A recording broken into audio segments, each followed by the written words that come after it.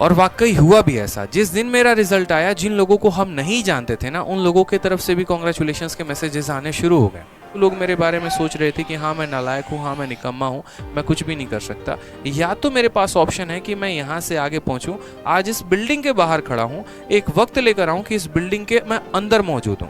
और मेरे साथ एक और लड़के थे, मैंने उनसे भी ये बात कही थी कि देख लेना, 1 साल के अंदर ये कहानी पलट कर मैं रख दूंगा। आज मैं इस गेट के बाहर हूँ और ये सिक्योरिटी गार्ड मुझे मना कर रहा है, हालांकि उसकी वो ड्यूटी है, वो डेफिनेटली है, ट्रेसपैसर्स को मना करेगा, लेकिन 1 साल के अंदर कहानी ऐसी पलट दूंगा ना कि इस बिल्डिंग के अंदर मैं मिलूँ। और हुआ भी यही यहाँ पर। एक मेरे भाई तब से परेशान है और वो एक ही बात कहे जा रहे हैं कि सर ब्रेकअप हो गया, मोटिवेशन दीजिए। देखिए, ऐसा नहीं है कि ब्रेकअप होने के बाद पर्टिकुलरली किसी चीज़ की मोटिवेशन की ज़रूरत होती है। एक छोटी सी आप लोगों को हम स्टोरी शेयर करते हैं, क्योंकि ये बच्चा काफ़ी परेशान है और तब से एक ही बात लिखे जा रहा है, इसीलिए मैं आपको एक छोटी सी बात बताता हूँ कि जब ब्रेकअप हो जाए तो क्या करना चाहिए इंसान को।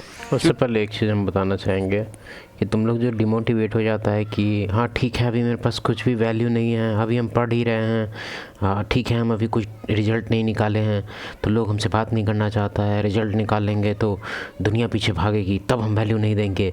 या फिर इसके रिगार्डिंग बहुत सारा लोग इंस्टा पे रील चलता है कि अभी मेरा फ़ोन नहीं बज रहा है जब हम तैयारी कर रहे हैं, कोई हमको कॉल नहीं कर रहा, कोई हमको रिंग नहीं कर रहा, और अगर सक्सेस होने के बाद रिंग आएगा तो हम नहीं उठाएंगे। मेरे भाई, ये जो चीज़ है, जो समाज है, सोसाइटी है, सिविलाइजेशन में भी, या फिर ऑल मतलब एक तरह से जितना भी लिविंग बींग्स है सबके साथ ऐसा ही है सीन, ठीक है। इवन जानवर में भी सीन देखा जाएगा। अगर तुम नेट जियो और डिस्कवरी देखता होगा तो उसमें भी तुमको ये नेचर दिखेगा। ये कोई बुरा नेचर नहीं है, इसके पीछे रीज़न है बायोलॉजिकली। रीज़न बेसिकली बस सर्वाइव का है, ठीक है। तुमको पता है कि नेचर बस 2 टास्क भेजा है, सर्वाइव और प्रोक्रिएट, ठीक है। तो सर्वाइवल के लिए स्टार्टिंग में जो केव टाइम पे आता है, पहले केव टाइम में जो शिकार वगैरह करते थे, तो जो मेन शिकार करने में माहिर होते थे वो ज़्यादातर उनको टीम लीडर बनाया दिया जाता था। क्यों? और सब लोग उनके सामने झुकते थे। क्यों? क्योंकि सबसे ज़्यादा ये एबिलिटी है इसके पास, दौड़ने का एबिलिटी है इसके पास, दिमाग है, इतना बढ़िया शिकार करता है कि एक बार में अगर जाता है शिकार करने तो कम से कम 10 परिवार खा सकता है। तो उससे लोग अच्छे से बिहेव करते थे। और वही कोई बंदा है जिसको नहीं आ रहा है लेकिन वो सीख रहा है शिकार करना, कोई फॉलोइंग नहीं है उसका। क्यों? क्योंकि वो पाल नहीं सकता ना। तुम पहले पालने लायक बनो, ठीक है। उसके बाद लोग तुमसे अच्छे से बिहेव इसलिए करने लग जाते हैं क्योंकि उनको अंदर से एक सबकॉन्शियस लेवल पे होता है। ऐसा नहीं है कि वो सोच के आते हैं तुमको कंग्रेचुलेट करने इस बारे में कि हाँ मेरा कुछ गड़बड़ होगा तो ये साथ देगा। नहीं, ये सबकॉन्शियस लेवल पे होता है कि जो बंदा सक्सेसफुल होता है उसके साथ आदमी जुड़ना चाहते हैं या मिलना चाहते हैं या उससे अपना बॉन्ड ठीक रखना चाहते हैं कि अगर मेरे साथ कुछ प्रॉब्लम होता है तो हम इससे बोल सकते हैं। तो करोड़पति आदमी है। बात समझ रहा है तुम लोग? क्योंकि आउट ऑफ द बॉक्स है, बट परेशान मत हो, ठीक है, कि ब्रेकअप के बाद वाकई में क्या करें। ठीक है, ये एक बहुत बड़ा मुद्दा हो सकता है। बहुतों के लिए ये छोटी शब्द हो सकती है, जो थोड़े से पढ़ाकू होंगे उनको लगेगा अरे सर क्या बता रहे हैं, ठीक है। लेकिन जिनके साथ नहीं, लेकिन तुमको एक चीज़ हम बताएंगे फिर से, सर का स्पीच रोकने के लिए सॉरी, लेकिन फीमेल नेचर तुम लोग को समझना चाहिए भाई।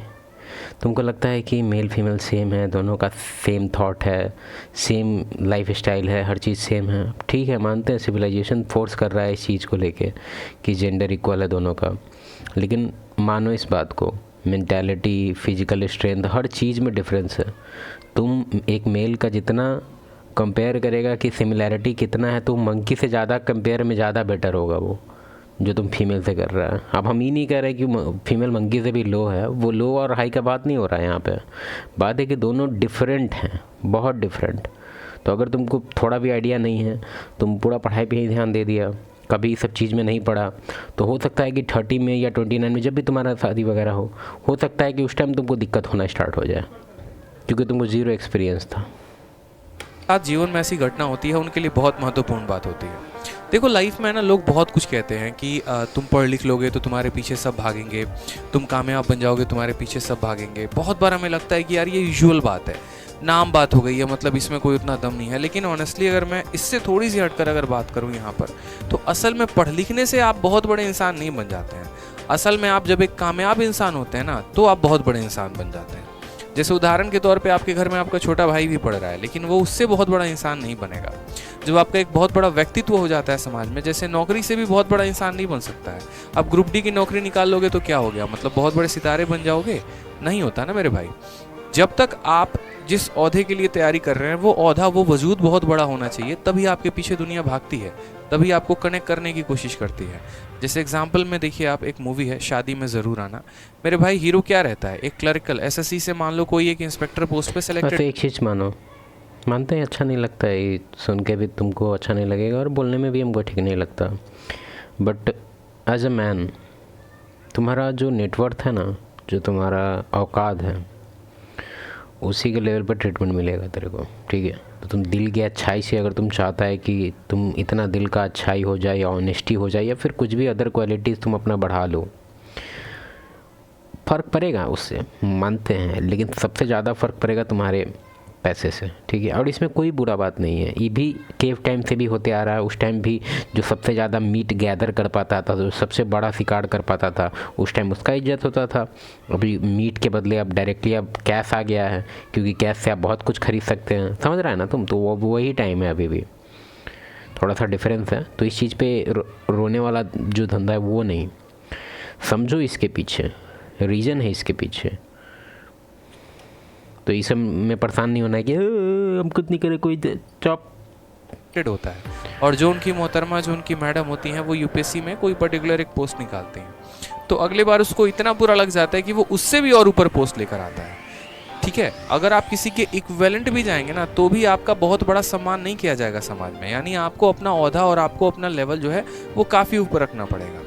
और इस बात में थोड़ी सी सच्चाई ज़रूर है। देखना, एक छोटी सी बात मैं आपको कनेक्ट करूँ, जिस दिन आपके सिलेक्शन की झांकी निकलेगी ना मेरे भाई, उस दिन आपको पता चलेगा कि सिलेक्शन का महत्व कितना था। जैसे वैसे हम इसको जानते हैं, हम खुद एनआईटी से हैं, ठीक है, हम ये चीज़ देख चुके हैं। ऐसे उस लेवल पे हम नहीं देखे, क्योंकि एनआईटी में थे तो लोग ऑलरेडी, सबका एक्सपेक्टेशन था। किसी के लिए ऐसा नहीं था कि अरे ये तो क्या कर दिया, अरे इतना बड़ा पैकेज, कोई उतना नहीं चौंका, क्योंकि सब कंपेयर करने लग जाता है आईआईटी एनआईटी। तो सबके माइंड में ऑलरेडी फिक्स होता है कि एनआईटी है तो इसको कितना पैकेज मिल सकता है। तो उतना कोई झटका हम तो नहीं दे पाए। हाई पैकेज था तो सब वो एक्सपेक्टेड ही था कि हाँ भाई ऑब्वियसली मिलेगा। लेकिन एक मेरा फ्रेंड है, मेरा बचपन का फ्रेंड है भाई, वो एकदम बेसिक कॉलेज से किया, ठीक है। ऐसा कॉलेज लिया जो कॉलेज जाना भी नहीं पड़ता था उसको, एकदम फालतू कॉलेज, ठीक है। और वो सरकारी नौकरी निकाला, बीपीएससी, ठीक है, अच्छा खासा पोजीशन पे है अभी। उसके जब हमसे बात करते हैं इस चीज़ के बारे में, तो वो अपना एक्सपीरियंस बताता है कि भाई पुनर्जन्म जैसा है, पुनर्जन्म नहीं, नया जन्म जैसा है। तुमको लगेगा कि आज ही पैदा हुआ तुम, क्यों? क्योंकि सबका तुम्हारा जो बिहेवियर था, मतलब बाकी लोग का बिहेवियर था तुम्हारे अराउंड, तुमको लेके, वो ऐसे बदलता है जैसे थैनोस चुटकी मार दिया है। तुमको विश्वास नहीं होगा। इस लेवल से तुम्हारा क्वालिटी ऑफ लाइफ चेंज होता है जब तुम अनएक्सपेक्टेड कुछ करता है तब, ठीक है। मेरा एक्सपेक्टेड था तो मेरे में उतना कुछ नहीं आया डिफरेंस, मेरा जो हाँ, एक और चीज़ इसमें हम बोलना चाहेंगे, फ्रेम वगैरह भी बहुत मैटर करता है। हम मानते हैं समझ नहीं आ रहा होगा तुमको फ्रेम हम क्या बोल रहे हैं, तुम में भी तुम समझ जाना, उसके बारे में हम बात नहीं करेंगे। लेकिन फिर भी हम बता रहे हैं कि मेरे में उतना कुछ चेंज नहीं आया था, क्योंकि मेरा पहले से भी बेटर था। ऐसा नहीं था कि मेरा पहले ख़राब था, नहीं, मेरा अच्छे में थोड़ा सा ठीक है, बढ़िया है। लेकिन उसका ख़राब से जो अच्छा का जो ट्रांजिशन था ना, वो एक सर थे, और सर थे नहीं, सर हैं, और वो हमेशा एक बात, जब मैं लाइब्रेरी में पढ़ा करता था ना, तो वो हमेशा मुझसे एक बात बोलते थे कि आदित्य, तुमको अभी महसूस नहीं है कि तुम्हारी ज़रूरत लोगों को कितनी होगी या लोग तुमसे किस कदर कनेक्ट करेंगे। क्यों? क्योंकि जब हमने पढ़ाई शुरू किया तो हमारे रिश्तेदारों ने धीरे धीरे हमारे घर वालों का साथ देना छोड़ दिया। मतलब पता चलता था कि मामा जी के घर से लड़ाई हो गई एक तरीके से कह के, या रिलेटिव आसपास के जो है उन्होंने पापा मम्मी को काफ़ी ताने देना शुरू कर दिए। यहाँ तक ये भी कह दिया तुम्हारा बच्चा पढ़ाई थोड़ी करता है, 3 साल से दिल्ली में मटर गश्ती कर रहा है। ऐसी कई सारी बातें होना शुरू हो गई। जिनके साथ हम कनेक्टेड थे वो लोग भी धीरे धीरे छोड़ने लगे। ऐसे हालात में जब इंसान अकेला पड़ जाता है ना, तो या तो 2 रास्ते होते हैं, या तो जो रीज़न है उसको छोड़ दो, और नहीं तो अपने आप को इतना लगा दो ना कि ये सभी चीज़ों से आप ऊपर उठकर काम करना शुरू कर दो। शुरू के तो 2-3 महीने हमने भी काफ़ी बर्बाद किए, ठीक है, 3-4 महीने हो गए बर्बाद। माइंड आदमी का किसी का भी डिप्रेशन में चला जाता है, सोच नहीं पाता है। लेकिन एक स्ट्रॉन्ग रीज़न होना चाहिए लाइफ में। जैसे उसके बाद रैंडमली मेरे सामने एक पोस्ट की वीडियो आई कि इनकम टैक्स इंस्पेक्टर कैसे बनते हैं। मुझे काफ़ी अच्छा लगा वो वीडियो, और मुझे इतना अच्छा लगा वो वीडियो कि उसके बाद मैंने रैंडमली सारे पोस्ट देखने शुरू कर दिए।